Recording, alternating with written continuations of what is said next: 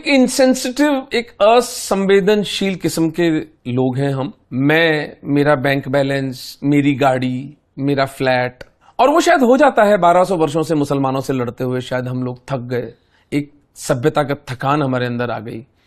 लेकिन एक हुडविंकिंग हुई कि जो लीडरशिप जो थी, वो लीडरशिप हमारी चली गई बहुत गंदे और बहुत घटिया लोगों के बीच में, जिनमें इतनी दूरदृष्टि नहीं थी, और उन्होंने इन हिंदुओं को मरने के लिए छोड़ दिया। लेकिन ज्यादा बड़ा जो दुख है, पश्चाताप नहीं था, एक पशुओं का सा वहशीपन, अपने अपने अंदर वो नार्सिसिस्टिक एक टेंडेंसी लेकर के अपने आप से बड़े खुश है कहा नेहरू और गांधी। इस देश के अंदर एक बहुत बड़ा तबका आज तक इन हत्यारों को पूजता है। गांधी के पापों का असली फल तो 1971 में हिंदुओं ने चुकाया। 2 मिलियन हिंदुओं को मारा है। 47 के विभाजन से बड़ी त्रासदी बंगाल की त्रासदी थी। टेड कैनेडी के मेमोइर्स पढ़िए आपको समझ में आएगा कि बांग्लादेश में पाकिस्तान की आर्मी ने क्या जेनोसाइड किया हिंदुओं के साथ। इंटेलेक्चुअल्स ढूंढ ढूंढ के, बिल्कुल, हिंदू स्त्रियों के स्तन काट काट करके उनको मारा गया है। And in lakhs.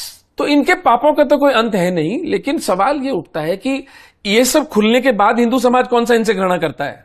हिंदू समाज के घर में आज भी गांधी की पूजा करते हैं। हम वो अभागे लोग हैं। मैं आज उस पवित्र भूमि में बैठा हूं जहां पर हुतात्मा श्री नाथूराम गोडसे की अस्थियां हैं, और मैं आज दोपहर में जाऊंगा उसके दर्शन करने के लिए, अपनी श्रद्धांजलि अर्पित करने के लिए उस महापुरुष को। हम वो अभागे लोग हैं प्रवीण भाई, हमारा नेतृत्व गांधी की पूजा करता है और हम नाथूराम गोडसे की पूजा करते हैं। ये फंडामेंटल डायकोटमी है, ये मौलिक भेद हिंदू समाज के अंदर है। जिस नेतृत्व ने, तथाकथित नेतृत्व ने हिंदू समाज को नपुंसक बनाया, करोड़ों हिंदुओं का नरसंहार जिनकी वॉच पर हुआ, पश्चाताप के 2 शब्द जिन्होंने नहीं कहे, उन घटिया लोगों को छाती पर ढोते हैं हम। It's like you want to do a neuro surgery for your some of your friend, और आप कहें उमेंद्र रतन से बढ़िया कोई न्यूरो सर्जन नहीं है। आपको पता नहीं है मैं ईएनटी सर्जन हूं, मैं न्यूरो सर्जन नहीं हूं। पर आप गले पड़ेंगे मेरे कि नहीं डॉक्टर साहब मैं तो आप ही से कराऊंगा। ठीक है, खोल ले, मैं कंसेंट भी ले लूंगा आपसे कि भाई कल को पेशेंट मर गया तो मेरी नहीं, कोई जिम्मेदारी नहीं है, आपका कोई दायित्व नहीं है, आप तो बस ब्रेन खोलो। तो फिर मैं क्या करूंगा, कंधे उचका के, ठीक है यार पैसे जमा करा तो पीछे पड़ रहा है मेरे, तो मैं खोल दो। हमारी तो वही दशा है ना। इस परिवार के पीछे क्यों पड़े हैं हम? इनकी फंडिंग हिंदू उद्योगपति देता है ना, इनको वोट हिंदू देते हैं ना। कितना ब्राह्मणों का जो ओरिजिनल कांग्रेस का जो सर्वाइवल थी, वो तो एक ब्राह्मण और मुस्लिम अलायंस पे थी। और सबसे पहले तो तुम्हारी बेटी को उठाते हैं वो, और तुम अलायंस करके बैठे हो। तो जब इतने मूर्ख चित्त लोग, जब इतने अदूरदर्शी, जब इतने दूर स्वार्थ, और मुझे तो समझ में नहीं ये कैसा स्वार्थ है। तुम्हारी बेटी की इज्जत लुट रही है, तुम इसको स्वार्थ पूर्ति कहते हो। तो फिर वही होना था जो हुआ हमारे साथ में। ये चमत्कार है कि इस सब के उपरांत भी 120 करोड़ हिंदू आज भी जीवित है इस संसार में। तो इसमें कोई संदेह नहीं है कि नेहरू गांधी की नीचता, उनकी अदूरदर्शिता, उनके प्लानिंग, क्योंकि नेहरू ने तो कहा था ना कि मैं कल्चरली मुसलमान हूं, मैं एजुकेशन से क्रिश्चियन हूं, Hindu only by accident of birth. वो जो आदमी खुला बोल रहा है, वही वाली बात, मैं ईएनटी सर्जन को आप न्यूरो सर्जरी करवा रहे हो। तो ऐसे बौने लोग, ऐसे टुच्चे लोग, इनको आपने भारत जैसी महान सभ्यता का दायित्व सौंप दिया, तो कोई आश्चर्य नहीं कि जो हुआ हमारे साथ वो होना था। और इनके पापों का ही फल आज हम जैसे लोग उसको निवारण करने की चेष्टा कर रहे हैं कि जो फंस गए हैं कम से कम उन्हें तो निकालें। इन्हीं के पापों का परिणाम है। लेकिन इसका एक दूसरा कॉनोटेशन है, इसका एक दूसरा आयाम है जो बहुत महत्वपूर्ण है, और मैं उन मूर्ख हिंदुओं को सुनाना चाहता हूं।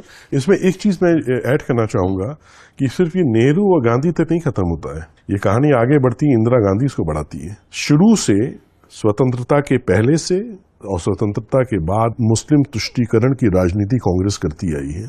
और नेहरू वो थे जिन्होंने सबसे पहला मुस्लिम एजुकेशन मिनिस्टर रखा है, और जिस परंपरा को आगे इंदिरा गांधी ने आगे बढ़ा, नूरुल हसन को बनाया। और इन्होंने इस तरीके का सबवर्जन किया है, आइडियोलॉजिकल सबवर्जन किया है।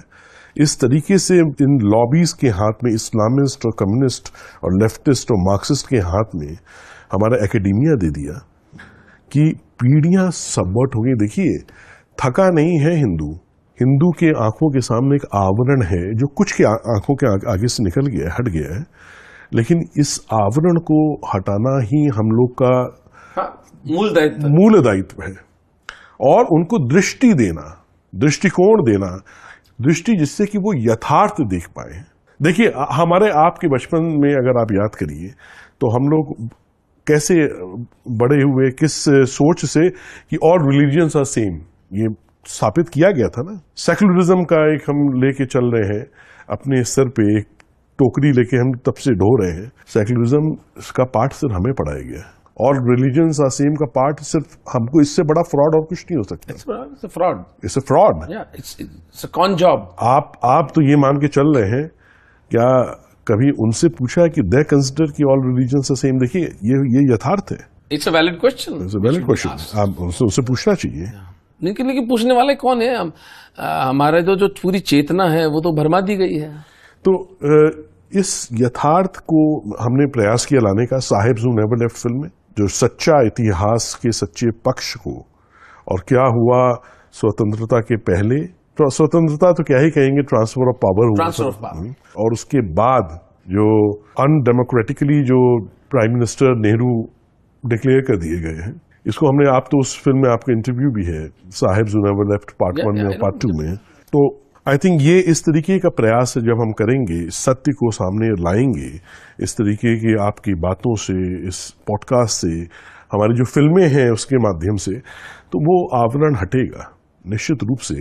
लोग आएंगे। मुझे तो देखिए, I am a very die hard optimist in life.